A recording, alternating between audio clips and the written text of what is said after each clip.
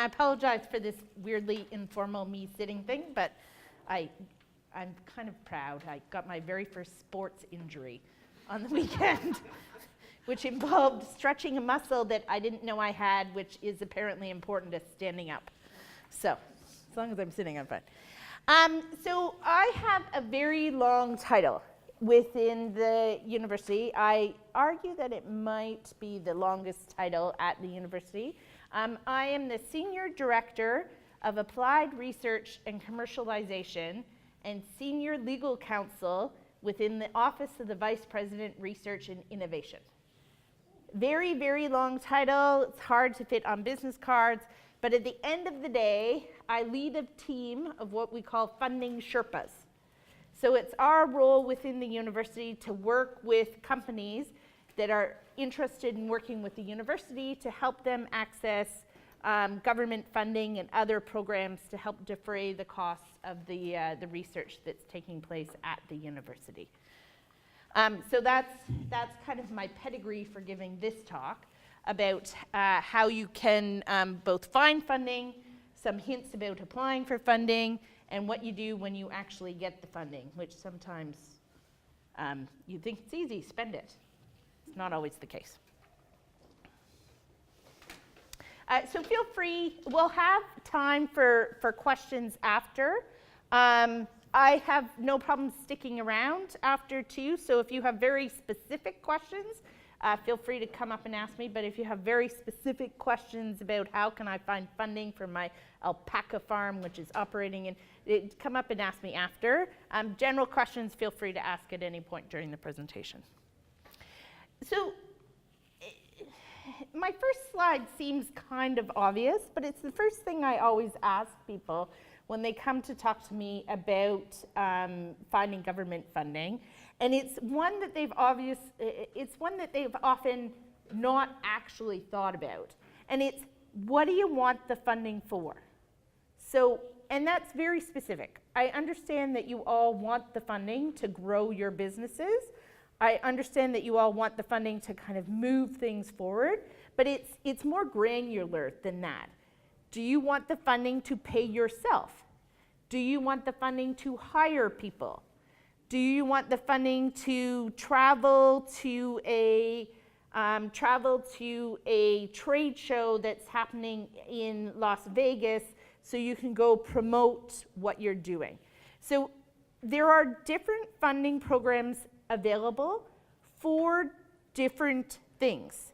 So before you go looking at all the myriad of funding programs out there, you need to know what you're looking for.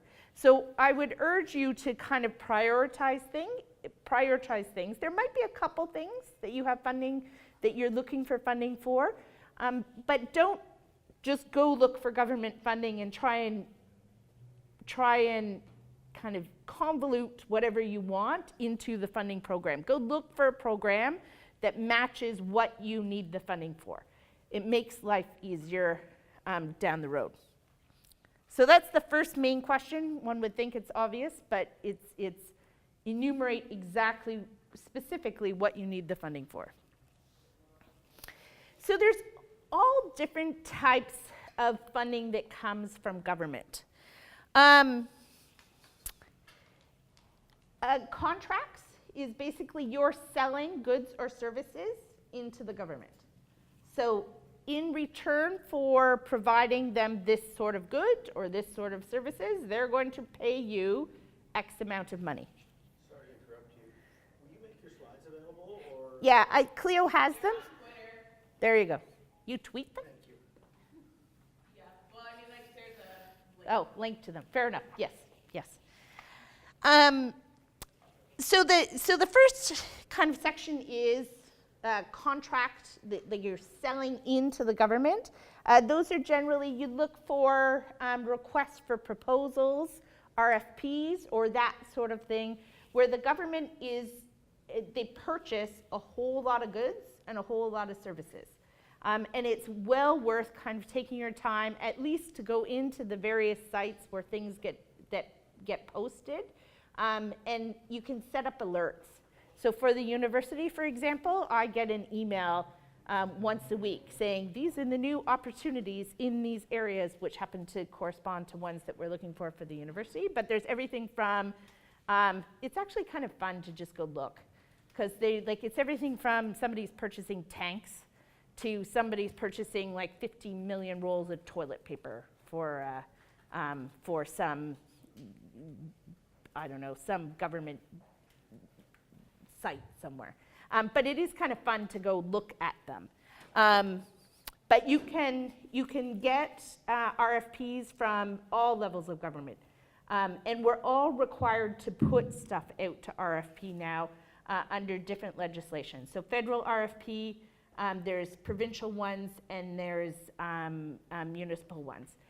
There's also the MUSH sector, so municipalities, universities, never know what the S stands for, and hospitals are required to put stuff out for tender when it's over a certain amount of money. MERX is one that you can look at. Bidigo is another one. Bids Go is another one. But if you search government tender sites, there's a bunch of them that come up. Another class of funding that you'd get from the government are their grants, or they call them contribution agreements. And this is money that's given out through certain programs that the government might set up. So have any of you received, for example, Smart Seed funding from the Ontario Centres of Excellence? No, you should look at it.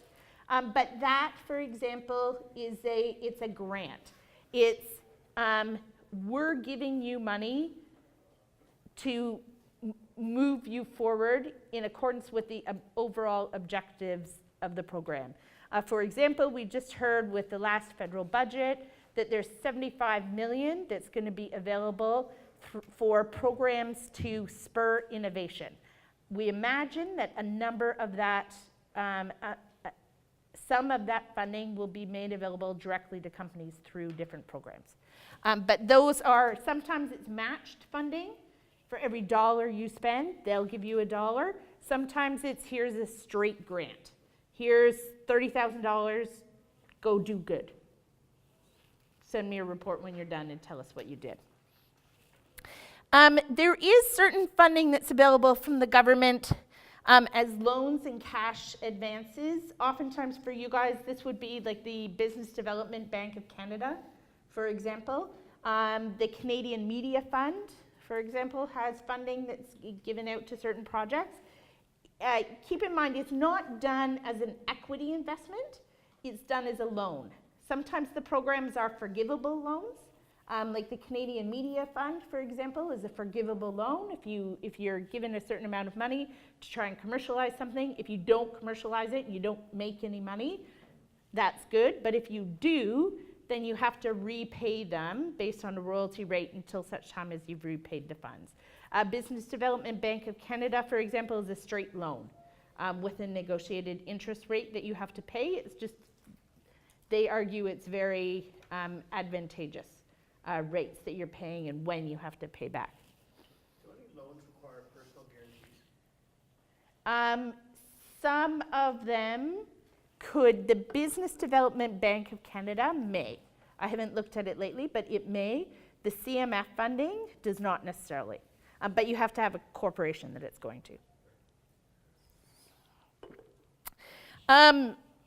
I'll come back to tax refunds and credits, but the other is there's a fair amount of funding out there for wage subsidies.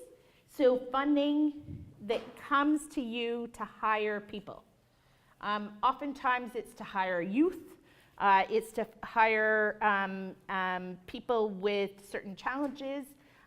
It's funding for the summer to hire kids that are going back to school and things like that. But there are a fair number of wage subsidy programs, which again are based on you hiring someone. This goes back to, what do you want the funding for? If you want the funding to pay yourself, don't go looking for a wage subsidy program, because it's not to pay you, it's to pay somebody else. Tax refunds and credits. How many people have heard about SHRED credits? Okay, every hand in the room should be going up when you're a startup company. Shred credits right now, we don't know what's going to look like in the next year as the feds kind of redo things. But right now, shred credits are something when you file your income taxes for your company. It's scientific research and experimental development funding. And it's basically for every dollar that you spend on SR&ED, scientific research, experimental development. So as you're building your products, as you're developing your products, all of that funding, for every dollar you spend, you can get up to, in Ontario, 50, depending on what's going on, 60 cents back if you use both the federal and provincial programs. So you spend $1 and you get back 60 cents. If you're a large company, you get back the 60 cents in the form of tax credits, which you can use against profits. If you're a small company, a SME, you get that money back in the form of a check. So think about it, do the math. You spend $100 in year one. The end of the year, March 31st, whenever you file your taxes, you get back $60.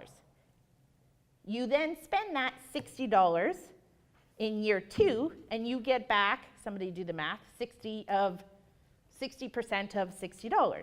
You then spend that, so it's a multiplier, right? Like you've only ever actually spent $100, but you keep getting the money back, you put it back in, you get the percentage back. So it's something that everybody should be doing as a matter of course. Like you need to look at what you're doing within your organization and be tracking shred credits in the same way that you would be, or shreddable activities, in the same way that you would be tracking other invoices and things like that for your taxes normally.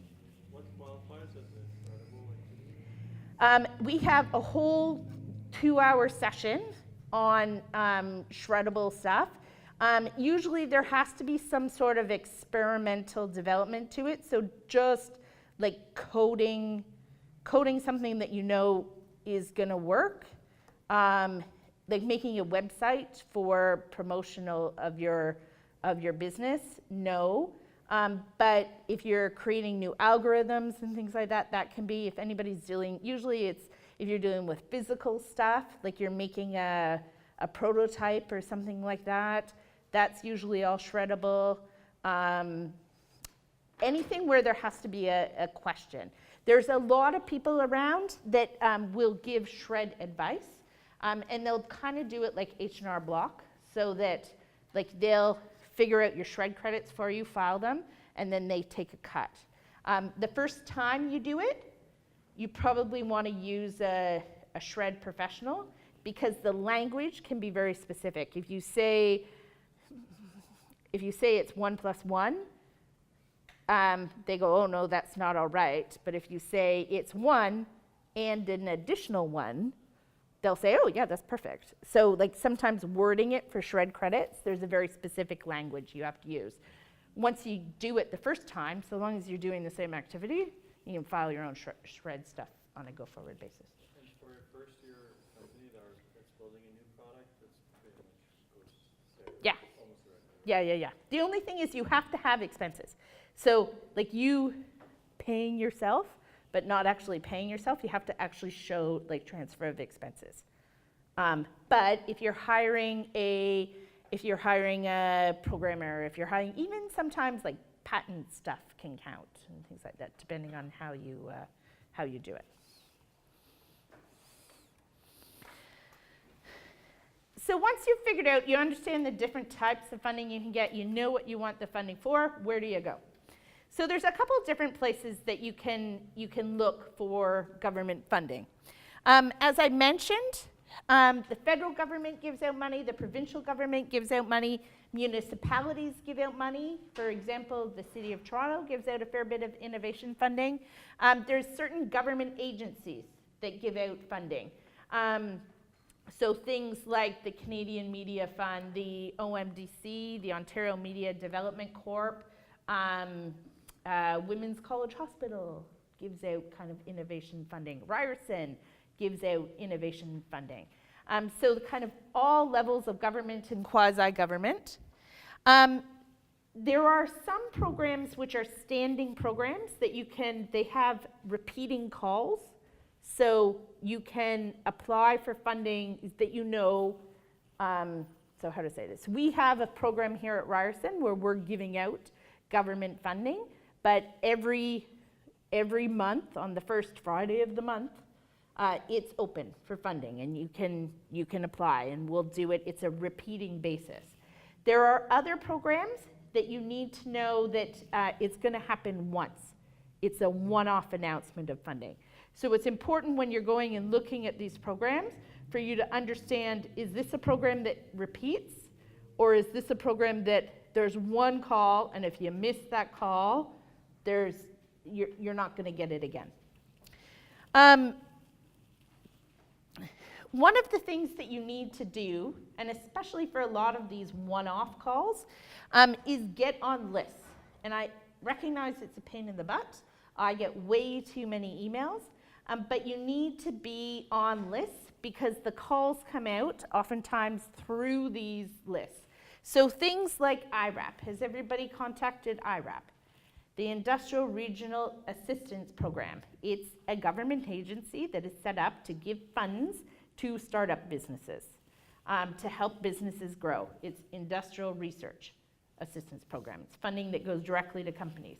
So people should be on the IRAP list because IRAP will send out notices.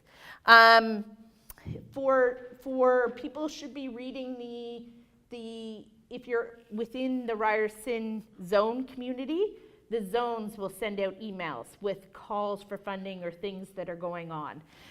The Ontario Centres of Excellence, if you can get on their list, they'll send out calls. So through the One Network, they'll distribute calls for things.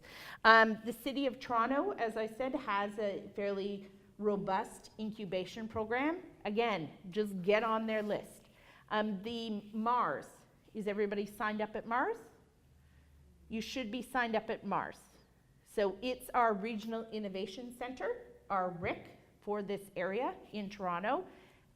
It's things like that that the government uses to promote programs. So if you're on the list, you'll get the emails. If you're not on the list, you won't get the emails and you won't know that the program is happening, or you'll find out about it too late. Unfortunately, there is not a one-stop shop in Ontario for funding programs. There is a website called the Funding Portal. The Funding Portal it's a site that you pay them and they'll do searches for you to tell you the funding that fits. Or there's opportunities for you to do searches. I am by no means recommending that aspect of them. They're all very good people. They scrape a lot of stuff that you could get by actually doing a really good Google search yourself.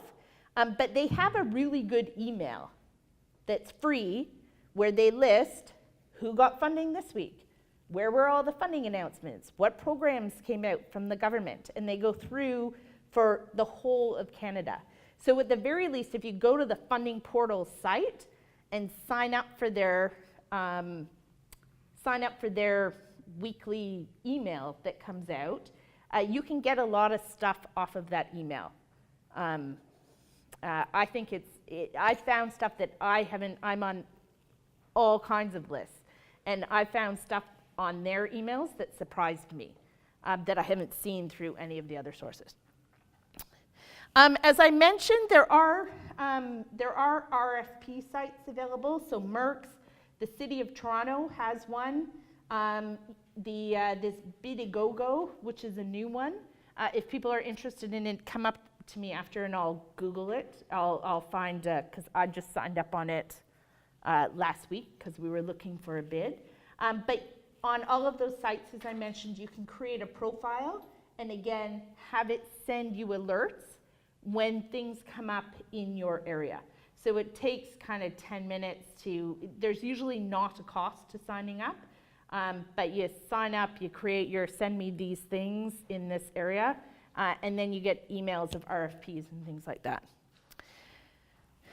The other thing is, especially for all of the people in the zone ecosystem, or when you have other entrepreneurs around, just talk to people.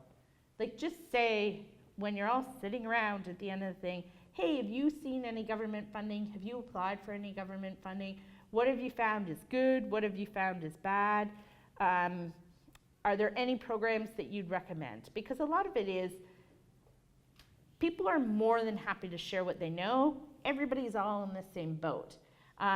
People are more than happy to say, oh my God, don't go near that funding. It's a nightmare that we did that program and it was more painful than it was worth. Or people are more than willing to say, hey, yeah, we did that one, it works really well, but you need to talk to this person about it to kind of get the in. So a lot of the stuff that we do here at the university, we find out from talking to other people, and they tell us about things. And oftentimes too, if they've gotten the funding already, it's not competitive. So they have it. They have nothing to lose by telling you about it. It's not like they're not going to get the funding because they're up against you. And just some good web searches, like Google search, government funding, Ontario, whatever it is, startup company. It's amazing what you can find when you do those searches.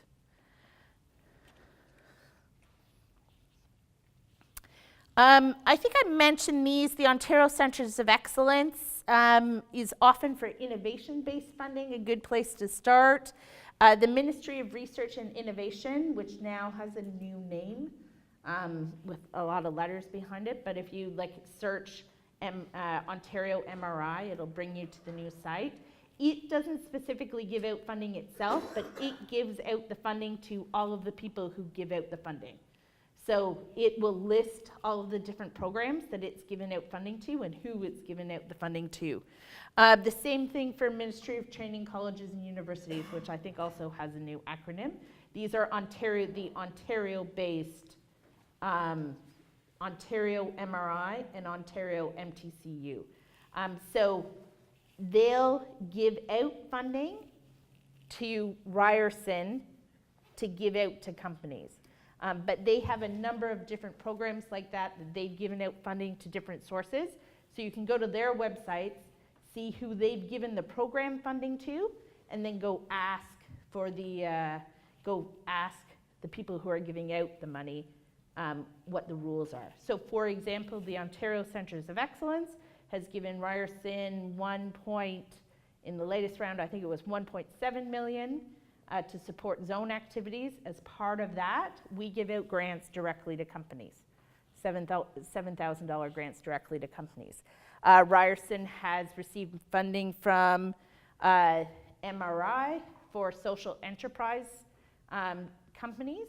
So we're named under their program, and then we give funding out to other people. But if you go and you look it up on the government websites, you can go kind of then check out all the service providers' sites to see what their qualifications are. I mentioned IRAP. I have Federal Development Agency for Southern Ontario up here, just because it has been a good source of funding in the past for people who are looking for funding to match angel investments and things like that. Their funding, they're an agency, a government agency. Their funding goes on a 5-year cycle. They're into their 5th year. And with the new federal budget, it wasn't clear if they're going to be funded for another year. So they're a good one to watch. Right now, they're in their last year of funding and they've given most of it out. So it's something that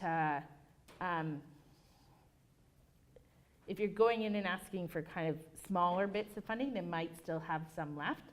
But if you're going to go to FedDev, you got to go to FedDev now, because the sooner we get in the fiscal year, they'll have no funding left. The Toronto Enterprise Fund, the Toronto Enterprise Group, is the group within the City of Toronto that funds innovation-based work. Okay, so when you're looking, I talked about this a bit with the funding portal, but should I pay for funding leads? I admittedly, it's hard for me to speak about this because I know a lot of the programs just because I've seen them. But I have never seen a funding leads document that, whether paid or unpaid, that is truly helpful enough to a company to have been worth paying for, if that makes sense. So as a general rule, if all they're going to do is kind of go scrape stuff, and we've actually, Ryerson has, speaking out of turn here, but we've paid for good money for specific consultants to go look for funding programs for specific things that we wanted funded. And they come back, and I look at the list, and I'm like, yeah, this is same old, same old. There's nothing here that you couldn't have actually gotten off the Ryerson website. So it is, it's not to say that every organization that does this is bad, but a lot of them, it's information that you could freely find yourself. It could be, at the end of the day, that you just don't have the day to spend, doing the web searches and things like that, in which case, figure out what a day's worth of your time is, and then say, okay, that's the most that I'm going to pay for this. But it's not necessarily something I would recommend. You have a little amount of money as it is, spend it on stuff that you really need. Don't spend it on that. One of the other things that people don't do, and you really should do, is make yourself known. Make your company known. And I'll give you a couple examples.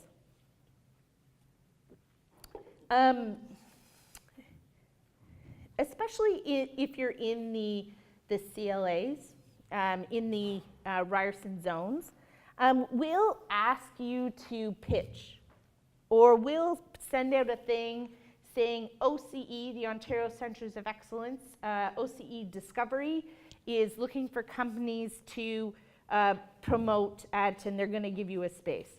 Any time that you see something where we're bringing government here, and somebody asks you to pitch or to present your concept or present what you're doing, say yes. It is a pain in the butt. You do have to prepare something. Pitching is not fun and good. But the thing is, and what happens is, I was at an OBIO event. OBIO is the Ontario Bioscience Innovation Organization. So it's all of the big pharmaceutical and biotech companies in the GTA. So I was at the event representing Ryerson. Minister Moridi came in and did a presentation, and he was doing a presentation about innovation in Toronto and medical innovation in Toronto. And the examples that he used in the slides were Ryerson zone companies that had presented to him 2 weeks earlier. So what happens is the government has to do slides and do presentations on these things. And so they have to go, hey, we need a couple examples of startup companies working in this area. And they'll look for the people that they know. They'll say, oh, we were at DMZ last week, and that medical company Komodo presented. They just grab their stuff and put it up as the example. And that's fine, and that's great. So for Komodo, they have the minister promoting them to a room full of not only biotech companies, but also the session we were at was about creating an innovation and startup culture within Ontario. So it was a room full of Bloom and Burton and funders, angel investors and things like that. So the government examples are ones that they've heard. So even if you don't get a chance to present, if you find whatever area that you're working in and just drop a line to the minister and say, hey, I just wanted to tell you a little bit about my company. This is what's going on. If you're ever looking for someone to like comment on stuff, or if you're ever looking for someone, you're putting together a trade mission, or if you're ever looking for someone to sit and talk at a presentation, more than happy to do it. Because the government people who are putting together these presentations need those sources, and they keep going back to the companies that will help them. So Komodo has gotten like banned because they'll always show up when the government needs these presentations. So the amount of marketing that they've had across these things is huge. And it's just because when somebody asks, they say, sure, we'll do it. So just make yourself known to the different government bodies.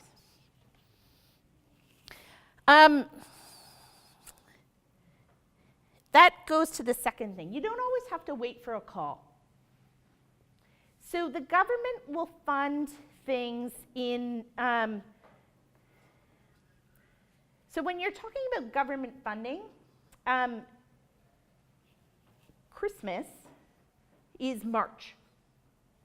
So government funding, the government fiscal year is from April 1st to March 31st. So that's how their budgets go. Every year, so each government department is given a certain amount of funding every year. Here is your budget. At the end of the year, if they have not spent their budget, they have to give it back. So there is an incredible amount of spending that happens from January to March 31st every year.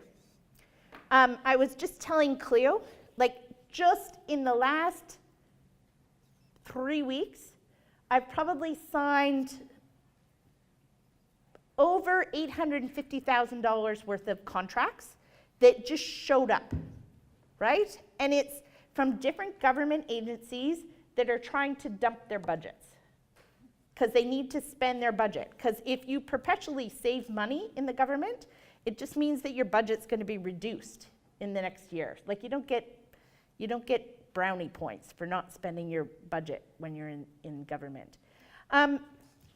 So if you have a proposal for something, especially if it's small, if it's under 25K, it doesn't have to be, but they can just do one-off awards of funding. They don't have to put out an RFP if it's under 25K. So just send in a proposal.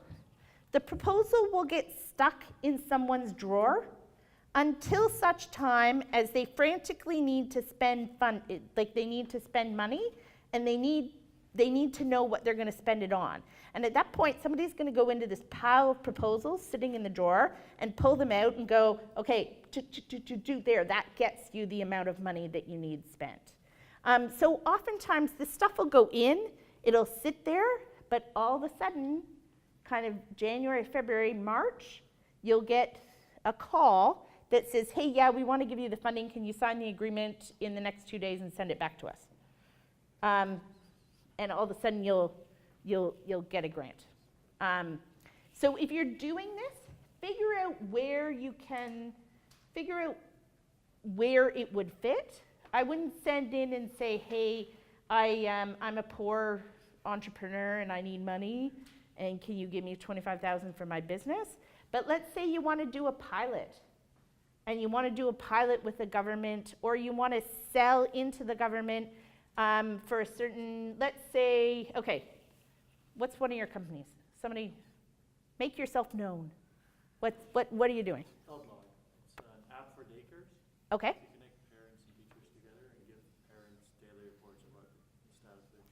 So you send a one-off proposal to the City of Toronto, which funds daycares, provides funding to a number of licensed daycares. City of Toronto funded daycares historically have a bit of a problem with kind of reporting and knowing what's going on, because they kind of tend to be lower income daycares and things like that. So you send a one-off to the City of Toronto saying, hey, I'm doing this, I'm creating this app. We would like to test it with daycares in Toronto. This would help you, the city, by increasing your accountability for daycares and raising the bar for daycares. We would like you to fund a $25,000 pilot to enable us to work with 5 daycares for 6 months to launch our product and get feedback on how it works. Put it in, stick it in a drawer. Give me another one. Gift gowns, we are trying to make an alternative for hospital gowns that are more comfortable and giving gifts to patients that they can wear and have pockets and whatnot and don't show all of their body when they're in the hospital. Have you been in the news? Have you been in the news? Yes, my boss was on more breakfast television and CBC, I believe. Okay, I think I've heard about you guys. Like, it's kind of cool, fun stuff? Yeah. So you need to contact William Osler's hospital in Brampton and say, again, this is what we're doing. We would like to run a pilot with you to see how this works. Or if I remember correctly, one of it was about kids stuff, like cool things. We're doing a collaboration with kids. Yeah. So you say to William Osler's, look, we're doing this, we're doing it with sick kids. Can you fund a $25,000 pilot for us to work with the William Osler's hospitals? They have 3 hospitals up in Brampton. We're specifically looking at targeting for William Osler's. We're specifically looking in targeting cancer people that are coming in for cancer treatments that might have to walk around the hospital a lot and need to have their stuff with them. Can you fund that? Or you send it to the Ministry of Health, Ontario Ministry of Health, and say, will you fund a special pilot for us to do this and enable us to work with these hospitals. 3 pages max, like nothing complicated. It's just why is this going to benefit them? Like, how is this going to make it better for them? In the health, you're set, because at the end of the day, they have to pay for something. The other one you should talk to is Plexus. They're a buyer for all the hospitals. So there's a consortium of buyers for all the hospitals. Send it to them. They're quasi-government. And then it sits in a drawer until such time as somebody desperately needs to spend money, which unfortunately this year you've missed. There's only 3 days left, but do it for next year. And it sits in when they want to spend their budgets, they'll give you a call. The other one here, where to look for funding. There's a lot of funding that comes to universities. It comes to colleges. So you don't get the money, but you get the benefit of the money. For example, there was just a huge call for projects, demonstration projects, to reduce GHGs, greenhouse gas emissions.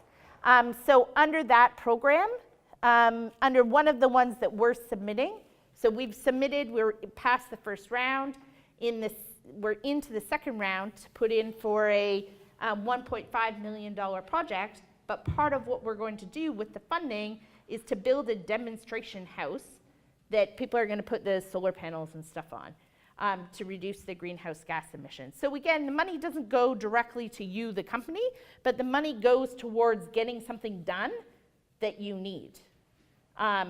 Because the company couldn't afford to put the house together and everything. So the university's doing it. We're putting the company's stuff on it and then doing the testing for a year on it. So there's a lot of programs like that that you can utilize to move your company forward. Here's an example of thinking outside the box. I apologize because this is FedDev, which I said is running out of money. But here's the example. They have this investing in business growth and productivity funding. For a small and medium-sized enterprise, SME, with at least 15 employees, a sustainable business model, and a profitable track record with the potential to become a strong global player. Supports eligible SMEs to undertake activities related to adapting or adopting new technologies, processes, and related skills development. So I was meeting with a company in the DMZ the other day, and I said, you should use this. I can't forget what they had. They had a platform for training salespeople. And they said, we don't have 15 employees. We have 6. We don't have 15 employees. I said, no, you don't apply for the funding. You get the company that you're talking to that you want to buy your software or buy your solution, who has 15 people, to put in the application. That gets them the funding to pay you to install your new technology in their company, right? So it's programs like this that you look at in the first instance where you go, I can apply for that. But when you go and talk to a company, you say, you know what, I'd love to try your solution, except we can't afford it. You say, oh, sure you can afford it. We're going to go apply for this funding together. And then that gets you the money that you can give me the money. There was a whole whack of these ones that went in with Tim Hortons. Tim Hortons chains have more than 15 employees. They are sustainable business model. They have profitable track record. Somebody wanted to put in, you know, those little food things where like Ritual and things like that. This was a number of years ago, but it was like one of those. So they wanted them to adopt a new technology, and Tim Hortons went, well, I don't know. Each franchise was going to have to pay, and we don't know if we want to do it. They said, would you do it if it's free? Sure. I said, okay, we'll go apply for this funding. It's not going to cost you anything. But the company at the end of the day still gets paid for their technology and gets paid to provide training services to train the people how to use it, because it includes related skills development. So that's what I mean by thinking outside the box for these things, right?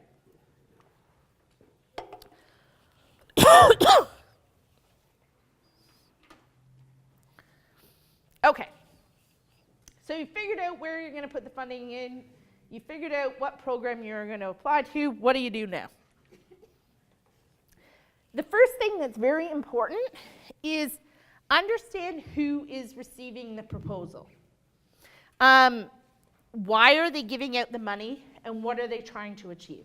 So if you are submitting a proposal into a very kind of general group that doesn't have a high technical skill, make sure that you write the proposal so that the people that are reading it can understand it. So I review a whole lot of funding proposals for different government programs. They always go out and ask people to review them, and I review them and score them. If I have to start Googling things, you've probably written the proposal wrong. So understand that the person probably has like a normal level of skill, but if you start using kind of sector-specific acronyms and things like that, and it's generalists that are reviewing the proposal, they're not going to understand what you're talking about. Conversely, if you know that the proposal is being reviewed by people with a high level of skill in your specific area, don't dumb down the proposal, because they'll think you have no idea what you're talking about. So at the same time, when I'm reading proposals, I'm like, you don't need to explain to me what a blah, blah, blah is. Like it's like a BAP or something like that. Like I understand those terms. I'm not an idiot. Somebody else might not understand them if they don't deal with this stuff. But just understand who your audience is and who you're writing the proposal to, and write to their level of understanding. It makes sense when you're writing a proposal to define a term the first time you use it, and then use the defined term all the way around. But the first time you use it, like write out the term and then put it in brackets, or use the acronym and then explain what the acronym is. What are their motivations and what are they trying to achieve? If you're applying for funding to reduce greenhouse gas emissions, your proposal should be about how you reduce greenhouse gas emissions. If you're applying to a program that's about creating opportunities for youth employment, you talking about how your technology is fantastic and great for reducing greenhouse gas emissions is kind of good, but that's not what they're looking to fund. They're looking to fund proposals that are going to explain how providing you this funding is going to help employ youth and create more jobs. So it's always, when you go back and you look at government funding programs, they have a purpose statement at the beginning. The purpose statement is there on purpose. This is why they're giving out the funding. Understand that. Everybody always skips it when they're looking at the application. They go, okay, what do we have to write? Read the purpose statement and understand why they're giving out the funding, and then make sure that you tailor your proposal to that. Has anybody applied for Ryerson's SEDF funding before I start telling stories? Okay, did we give it to you? Okay. I apologize if this story is about you. We've had, we give out $5,000 grants for ideation, for example. It's supposed to be about ideation, that you have an idea, you have a twinkle in your eye, and you want to get this money to find out for a social enterprise if it's going to work. So you coming in and writing a proposal to me that says, this is the best thing since sliced bread. We've already made $100,000 in sales. We have this many products. We have this many things. I'm like, this is like, you're well beyond the ideation stage. I stop reading and like throw it over in the note pile. So if the funding, the purpose of the funding is to get you to a point where you can figure out whether or not this business makes sense, don't write a proposal that tells me this business is the best thing since Google and you've figured it all out. Like that, it doesn't fit the purpose. What was it called again? SEDF, Social Enterprise Demonstration Fund. If you search SEDF Ryerson, you'll find the website. So, the reason they rejected ours is because they said we're not advanced enough, even though it's ideation. They say we've got this idea. They said, well, we haven't tested market, but that thing is just to do the market. It could be that you haven't, like there still has to be, within SEDF, there has to be a level that it is it at least doable? And I can talk to you about it after. But it has to be more than, hey, I think I want to do this. Like you have to at least done something that you can now go test in the marketplace. Would you have an existing business that is profitable, but you're introducing a new sort of innovative part of the business that sort of relates to your existing business, but it's completely separate, still under the same agreement? So are we talking about SEDF or are we talking about generally? So generally, if the program is for, so for example, one of the ones, Southern Ontario Water Consortium, right now has funding for new products, and they specifically say it's not to, it's to develop new products. It's not to, it's not for existing products. But one of the ones that we put in for, that the prof was arguing back and forth, was there's an existing product, but what we were doing was the new application for the product. So the product works right now, it's a water product, because Southern Ontario Water Consortium. It works in like standing water, so it works in like a pond. They're looking for a new deployment that would involve putting it in rivers in sets. And they kept saying, the funder kept coming back and saying that doesn't work because it's supposed to be for a new product. And it just wasn't clearly articulated in the application that it was a new product. Like that, yes, there's existing technology, but this is a brand new way of deploying the technology. So they spent too much time in the proposal talking about how the existing technology is the best thing, as opposed to saying, this is a new deployment. So oftentimes, yes, it can be an existing company with a new thing. You just have to clearly explain that.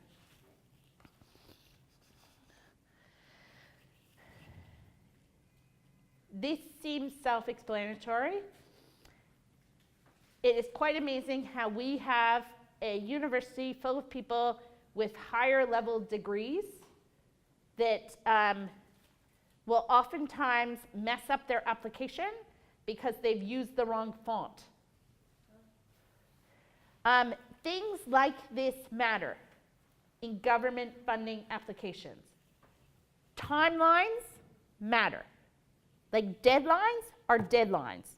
If you are 1 minute late, you can beg and plead all you like, they will not take it. Like no, if your font is 10-point font and they specified that it's supposed to be 12-point font, they will throw it out. Like they won't even read it. If they said that you have 10 pages and you write 15 pages, if you're lucky, they will throw out the last 5 pages. If you're unlucky, they'll trash the whole thing. So the government is bound by very specific bidding rules to make it fair to everybody, and they follow those bidding rules to the letter. I once, ashamedly, signed an application in the wrong place. Like there were 2 places to sign, and I signed here instead of here. My signature for the university was still on it, but because I signed like 5 lines up instead of 5 lines down, they threw out the application. The 20-page application that we had spent like a month writing. And it was because I signed the piece of paper in the wrong place. That's that. Deadlines. We understand when the deadline is, understand how you have to submit it. Because now you think all the time you can just submit it by email. Every once in a while, they'll throw in one that they need hard copies. So we were doing one, usually the deadline's midnight. So we had everything ready to go, and then we were gonna print it the next day, and we had to punch it and put it, we knew it was hard copies, but we had to like punch the stuff and put it in binders and put the tabs in and do all that sort of stuff. And then somebody went back, thank God they went back and looked at the proposal and said, this is in by, like it's 12 noon. It's not 12 midnight, it's 12 noon. And then like everybody had to frantically copy things, and people were running around like chickens, and we had to put somebody in a cab. We once actually had to call the University of Ottawa's research office and beg them to send one of their students to a government. We sent it to Ottawa. They printed it for us and walked it over, because otherwise we would have had to put somebody on a plane to submit it, to get it in on time, because like a courier wasn't going to do it. So deadlines are important. They are not going to waive the deadlines for you. So make sure you understand exactly when the deadline is. If you can electronically submit it, and then you have to follow up by mailing it, and you have to have it post-dated, the mail place in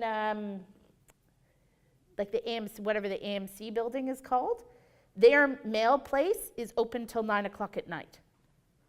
I think they purposefully do it because the university's right there, but they have a late opening mail place. So like you need to get it postmarked that day, like you know that you have till 9 o'clock. And we've often been sitting, our office is across the street from that.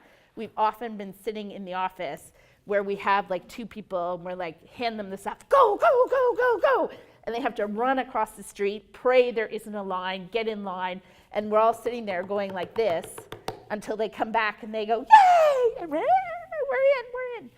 But it is like you've worked this hard on stuff, don't get caught up of when the deadline is, right? That you miss the deadline. Yeah, sometimes for smaller things I apply for, they just say it's due Friday, the 24th. I don't know if that means 5 p.m. or midnight. Is it Government stuff, it's usually end of business day. okay? Check the questions. Like it's something that you can ask a question on and clarify. And there is a deadline for asking questions. Is the other thing. They'll have a strict deadline when you can't ask any questions after that, and then they post all the answers. So if you're a bit late and you go, I don't know what they mean, why don't we ask? They will not answer questions after that date, and it's usually about 2 weeks before it's due. Because they post all of the questions. So if the night before, you're like, do they mean this or do they mean that? You got to figure it out. It's too late. I talked about this, respect the page limits. The other thing is too, they're going to give you a page limit. Write to the page limit. So if somebody said, write 2,000 words, don't write 200 words. Like, don't go, oh, I'm being, brevity is the soul of wit. Like, no, if I want 2,000 words, like if I've said 2,000 words, I don't want 5,000 words, but I also don't want 200 words. Like that's the amount of space that you have to use. I'm not saying put in a lot of like fluffy words just to get it to the maximum, but at the very least, kind of that's the amount of explanation that they want. So you writing one paragraph in a section because they've said, write the maximum is 2,000 words, and you write a paragraph, your one paragraph is never going to be good enough to give them the information they need when they've asked for 2,000 words. So use the maximum and minimums as a guide. Don't blow them, but don't underwrite. At the end of the day, what you want to do is explain in your proposal how your solution improves their life, or whatever the goal of their department is, or what they're trying to achieve. So how does this make things better? The other thing is, if it's a competitive one, why do they pick you over somebody else? You have more features. You're faster. You're cheaper. You're better. Like, give them that information so they can understand if they're picking between a couple, why should they pick yours and not somebody else's, if it's competitive. Again, especially if it's a lot of money, give them the information that they need to explain why you are the person to deliver, or your team is the person to deliver this solution. So oftentimes we'll have people come in and they'll ask us through funding programs, they'll ask us for a whole lot of money, and then, but when you go to their team section, they'll say, well, we don't have a programmer yet, or we don't have these things. And I'm like, you have to spend this $100,000, we haven't given this out, but let's say you have to spend $100,000 in 1 year. And a lot of this is gonna be spent on a programmer, and you don't have the programmer yet? Like, I don't think you're gonna be able to do that. So make sure, even if you don't have that person employed, like put something in your team description that says, we have, while they're an outside contractor, we have a programmer that we've worked with before, that's knowledgeable, understands this area, understands our business, and would be able to start like that. So give them the confidence that you have the team to deliver what's going on. So why should they trust you? This is another thing that's often, answer the questions. They ask you specific questions. Answer the questions they ask you. And you can do it, like it's a way of organizing your proposal. Here is the question, here is the answer. for that question. Oftentimes we'll see proposals that we say, what is your favorite color? Red, blue, or green? And they'll write 500 words on why yellow is the best thing ever. It's like, I don't care about yellow. I care about red, blue, or green. Answer the question. Of red, blue, and green, which one do you like best? I wasn't asking about yellow or chartreuse, which is a green, or any other things. Like, I was answer the question you were asked, because we're asking specific questions because we're often scoring people. So think back to when you were handing in essays and you had a scoring matrix. You get this many points for this. All government proposals have a scoring matrix behind them, whether or not you know about it. So it's going to be out of 5, give them points for what they answered. And if you're not answering the question, even if the information is somewhere else in your proposal, don't make people go hunting for it. Because when I'm at that section, I need to give you points for it. And if I have to look through the whole thing to try and find points, it's going to be a problem. So use the questions as headings. Provide sources for references. I said this before. You don't want people to start Googling things when they're looking at your proposal. Because as soon as I start Googling things, you're in trouble. Because I'm going to find, you're going to say something like, and this is not, you're going to say this is the only technology out here that does that. I will take you at your word until all of a sudden I have to pull out my iPad and check something. And then I'll start Googling what you're doing and going, oh, look, there's 5 other companies doing this. And then it starts making me question everything that you have in your proposal. And I'll start Googling all kinds of things, and that's the last thing you want somebody to do. So if you are putting in something that says iPhones are the most popular phone for youth aged 5 to 15, just put in brackets Forrester's 2007 or wherever it is. Oftentimes when you're quoting stats, I understand that a lot of those reports cost a fair bit of money to get, but number one, they're often those big stats are in the publicly available like précis or summaries anyway. So you can just say Forrester's report 2007 and you've quoted it. No one says you have to go buy the report if all you're doing is taking the line out of the stat. The other thing is if you're in the Ryerson zones, you can get all the reports for free through a relationship that we have with Mars Innovation. So not all of the reports, but they have a library there and they have access to a lot of the reports. You can get Forrester reports, for example, for free, $2,500 reports and things like that. You just ask for them. Takes like a week or so, but you can get kind of all that stuff. So that's the Mars Market Intelligence Services, is the library if you access it through them. Have somebody else review the proposal and make sure that it's not your mom, right? You have your mom read it and she'll go, oh, you did a fantastic job. That's lovely. I particularly like the diagram that you put there. The use of colors was fantastic, right? You want somebody that, so I wrote a $2 million proposal for the university.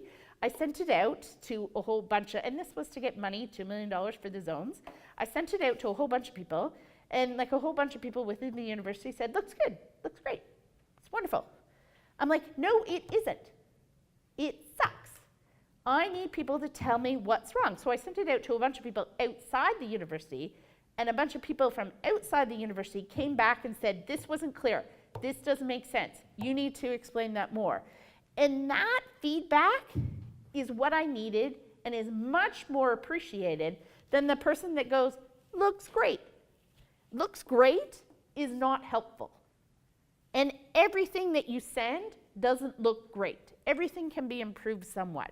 So find somebody that's going to give you honest feedback and is going to say, I understand that you've spent 2 weeks on this, but this whole section doesn't make sense. Like for somebody reading it from outside, I don't know what you're talking about here.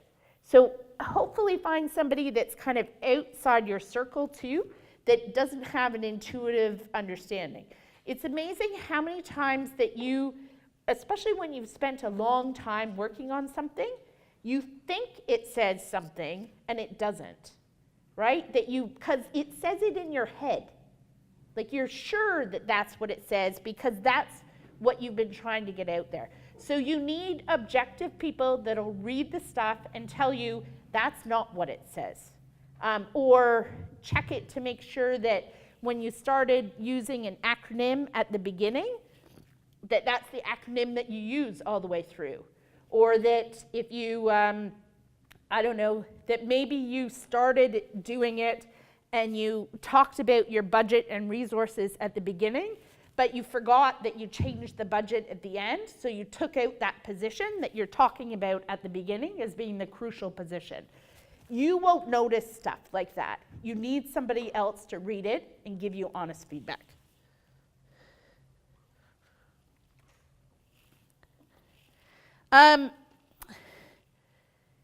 If they ask for budget detail, give them the budget detail. Understand, though, that oftentimes what you put in the proposal is something you're going to be stuck with. So I had talked about the OCE Smart Seed funding, for example. The OCE Smart Seed funding wants milestones. The problem is when you sign the contract, those milestones become part of your contract.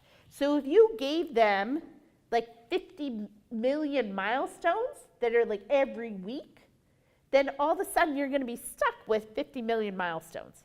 So give them the detail they need without being so specific that if they just take that budget and flip it over into the contract, which they usually do, that you're going to be so tied up with that budget that you won't be able to spend anything. So one of the things is, for example, if you're applying for, you're saying you're paying a person, no one's salary is exactly $100,000. Just make it an odd number. Like anything's in ones. Like it's like just like calculated amount. If you're going to pay somebody an hourly rate, and you're going to say it's going to take this many hours, just do the math and make the number not a flat, not a round number, because nobody gets paid exactly $100,000. So as soon as you start having budgets with all these zeros in it, it's like they didn't think this through. If you're applying for funding to go to a trade show, Google the flight. So then you can say, like, based on average flights for May of whatever year. And just so justify your amount. If you're saying that you're going to buy a piece of equipment, get a quote. Attach the quote. So it's not that you're making the stuff out of thin air, that you actually have thought about the budget that you've put together. Because the more that you've shown that you've thought about the budget, the more that I can have confidence as someone that's giving out the funding that you've actually thought this through and you're not just spitballing stuff. Keep in mind too that you're probably going to be stuck with it later.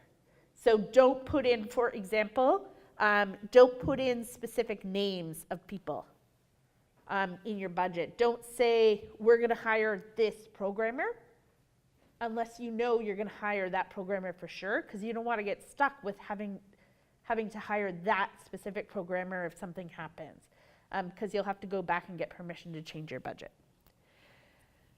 In a lot of the government funding programs, especially if it's an RFP, they'll give you the form of the contract that you're going to have to sign if you get awarded the funding. So it'll be part of the RFP. You don't have to sign it when you submit it, but you know that if you're going to get it awarded, this is the contract that you're going to fund, you're going to be stuck with. So if there are things that you absolutely cannot live with in that contract, take exception in your submission, because that's the only time that you can do it. And you can hide it somewhere, and you just call it like contract exceptions or something like that. And you just, so we often, they have, for university-based ones, they will often have confidentiality clauses that say that we need to keep the results of the IP confidential. And so we'll put in a little clause that says, as an academic institution, we cannot keep the blah, blah, blah, blah, blah. And we'll just hide it somewhere. And as long as that's in our proposal, and they've accepted our proposal, it gives us the ability to negotiate the contract after the fact. If we did not take exception in advance, there's no ability for them to let us negotiate the contract after the fact. So you have to take exception. If you're dealing with the federal government, there's something called SACC clauses, S-A-C-C clauses. These are government approved contract terms. So if you go online, there's something called the SACC manual, S-A-C-C manual, and it has all the different government terms for all of the different contracts. If you're going to propose something and you say, I can't agree to your clause blah, there's usually an alternative clause that's been written by the government that you can agree to or you will agree to. So if you say, you can't say, I don't like your clause. You could say that, but you're better off saying, I don't like this clause, but I would prefer to use SACC clause, blah, blah, blah, blah, blah. Because then they don't have to, it's already a government-approved clause, they don't have to send it out to the lawyers and things like that.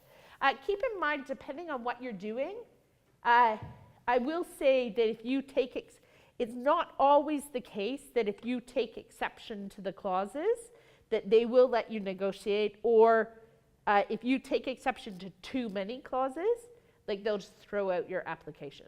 But it is something, at least look at what the agreement is going to be at the end of the day. Especially in government RFPs if you're dealing with software. Because the SACC clauses for software, if you have background intellectual property, the SACC clauses can get a little weird sometimes, and you might be giving up more than you think you're giving up. Talked about this, understand how you submit. Are you submitting it on paper? Are you submitting it electronically? Are you submitting it when? Are you submitting it where? Are you submitting it? There's still some Ontario government stuff that you have to go over to Queen's Park and they have a big stamp and they stamp it for you and things like that. So just know what it is before you do it. Okay, so you got your proposal in and you've got the notice that says you have received the funding. So what do you do now? There's a couple things. Oftentimes they have certain time limits that you have to accept the funding within. So if you miss the time limit or something like that, you can't say, I'm sorry, I was on in vacation in Tibet and I didn't see your email. Too bad, so sad, you had to have replied by a certain amount of time. So if you're going to Tibet, you're not going to have internet access and you're waiting to find out about something, make sure somebody else is checking your email. So understand the conditions and how much time you have to sign the agreement. Review the funding agreement. So this is the lawyer in me talking. Understand what it is that you're signing. At least read it. Like there's all kinds of people that I've met within the zones that they got the OCE seed funding. And the OCE seed funding, for example, has a clause that says you have a budget and you have to follow the budget. And we'll be talking about things and they say, oh yeah, we can spend the money however we want. And I'm like, no, you can't. You have to follow the budget. And if you didn't follow the budget, you need to get permission before you change the budget. And they're like, what? What are you talking about? I'm like, did you not read the agreement? They said, no, kind of no.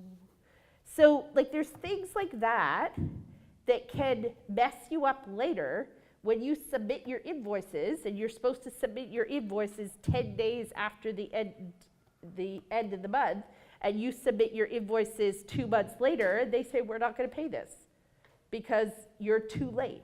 So it's important that you read the agreements and you understand what your obligations are, so that you don't get messed up later on, and understand what it is that you're agreeing to do. So make sure you're not agreeing that you're signing a contract that says that you're going to make changes to your software, and that they're going to own all of those changes. For example, like, understand, if at all you're going to pay for legal advice, like, now's the time to pay for the legal advice. With government contracts, they're hard to negotiate, so you don't want a lawyer necessarily to redline the agreement and suggest all these changes, which the government is not going to make anyway. But at the very least, you want a lawyer to look at the agreement and explain it to you in plain language, so that you know where your risks are, so that you can mitigate the risks going forward, which is my second one, or third one. Again, understand the reporting obligations, so make yourself a chart. Do whatever you need to do so that you don't miss when you have to send in a report. You don't miss when you have to send in an invoice. Because a lot of the agreements will say that if you default on any condition, the government can yank all of the money. Like, not just that part that you've defaulted on. It is easier to ask permission to make a change with the government than it is to beg forgiveness, right? So it's easier to go in and say, look, for this reason, my budget didn't make sense. Things have changed. I said I was going to spend the funding on apples. It just so happened we had budgeted for 10 apples. We only actually needed 5 apples, but we need more oranges. Can I move some of the apple money to oranges?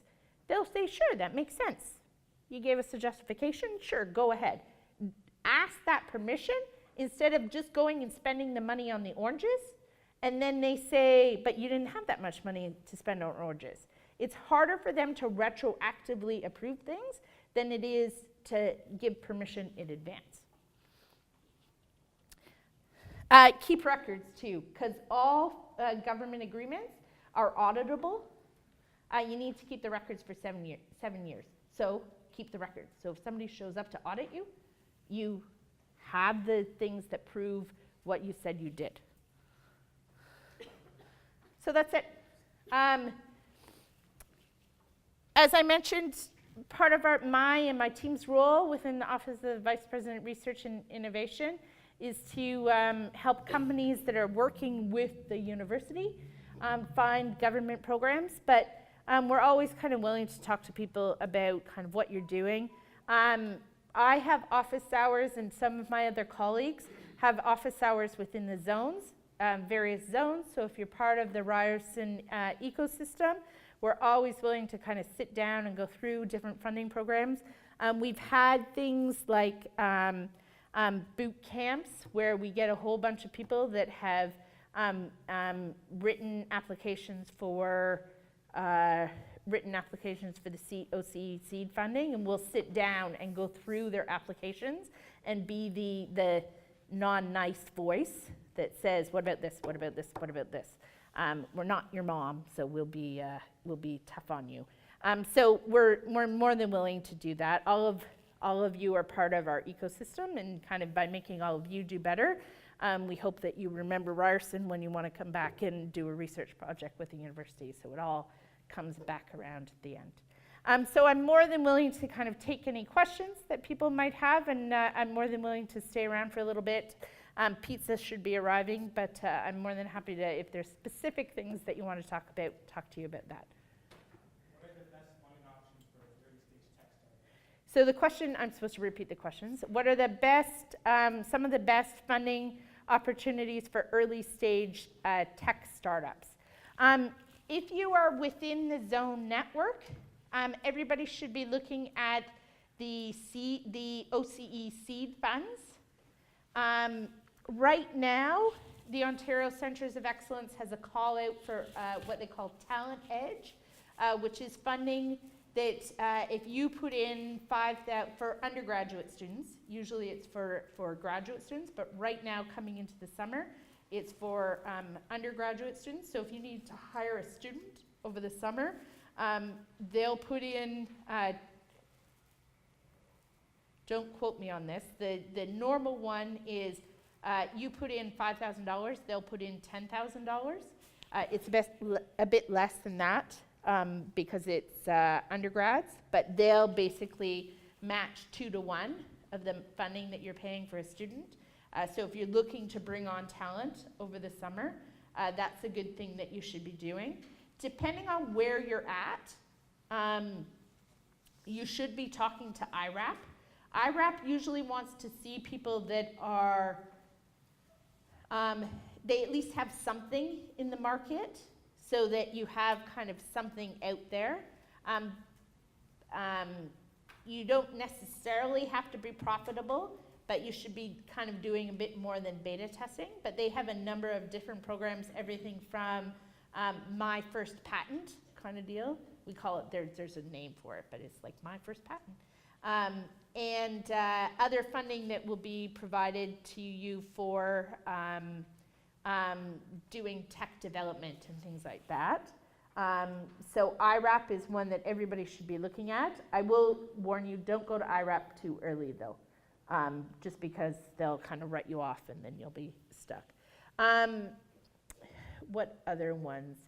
There's programs, depending on the technology development that you're doing and how long you have been around, there are programs for working with the university. So if you want to outsource your R&D, if you're a company that's been around for 2 years and has at least 2 employees, then you should be looking at something called an NSERC Engage, which provides $25,000 in funding to the university to do a natural sciences and engineering research program. So if you're creating, developing new algorithms, if you're creating a prototype or something like that, under the Engage program, the company owns all the intellectual property that comes out of it. So it's like full stop, you don't even have to negotiate with the university. That's just the terms of the program. So again, if you hit the 2 and 2, 2 years established, at least 2 employees, that's one that you should be looking at, because there's no, with a lot of the other programs, you have to put a match in. That one you don't have to put any cash on the table.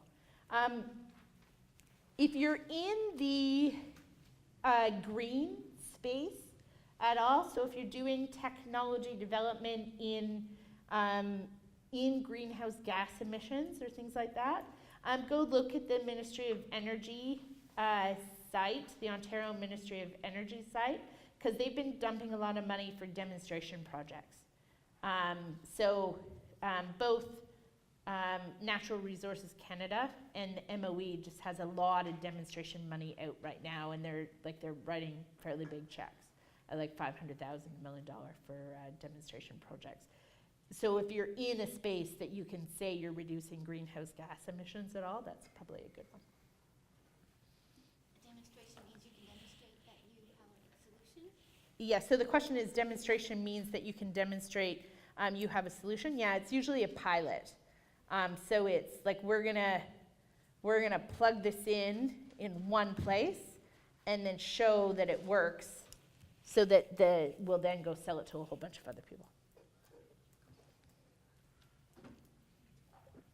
Any other questions?